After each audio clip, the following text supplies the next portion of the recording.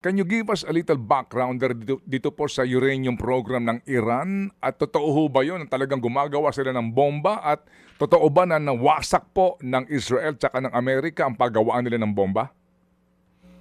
Sa totoo po, when we speak of Iranian nuclear program, this is not something that happened during the Islamic Revolution, particularly in 1979 onward.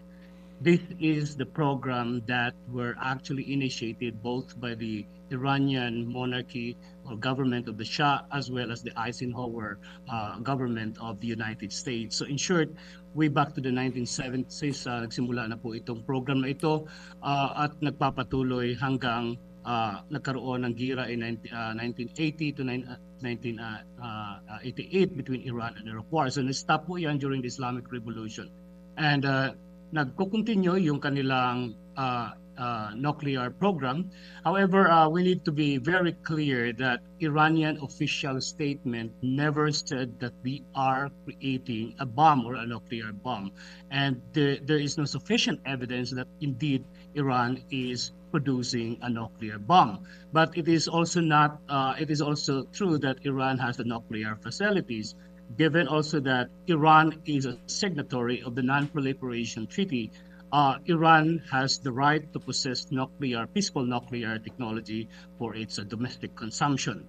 So nagkaroon lang ng problema sapagkat ang pagkakaroon ng nuclear facilities ng Iran ay ginagamit palagi ng Estados Unidos bilang kadahilanan upang masabi na ang Iran ay isang threat doon sa interest ng United States, including Israel. And this has been used as a justification for Israel as well as the United States to basically do something against the Islamic Republic of Iran. The point here is that I think the government of the United States want to see a kind of government in Iran that is more or less friendly to the United States.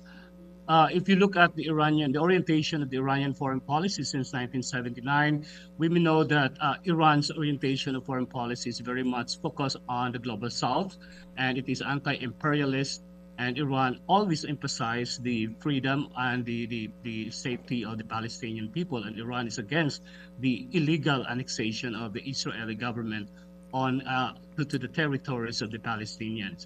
So all of these are actually factors that need to be considered.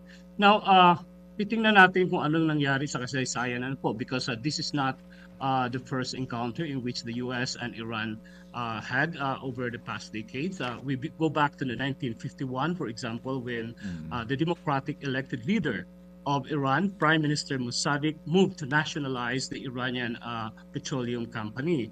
At in 1953, nagkaroon po ng CIA and British intelligence coup d'etat against the Mossadegh government that resulted to the topple down of the Mossadegh government. So in short, yung move na yan was stopped.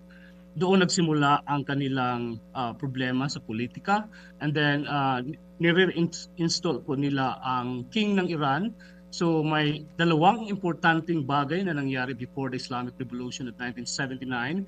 This was the 1963 White Revolution of Iran, as well as the capitulation bill na nagsasabi na bigyan ng immunity, diplomatic immunity, ang mga Amerikanong serviceman and advisor na nagwo-work sa Iran.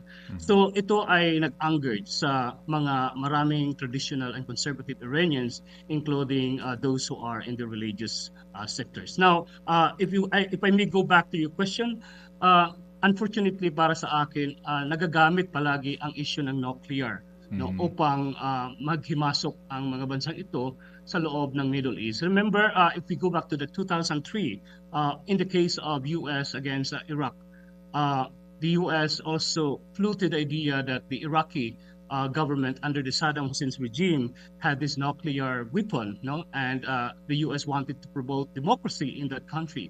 And it found out that there was no nuclear weapon in that country, and that until today, democracy has never been installed in Iraq. So I think I saw similar patterns between what happened in 2003 in Iraq and what happened now in Iran.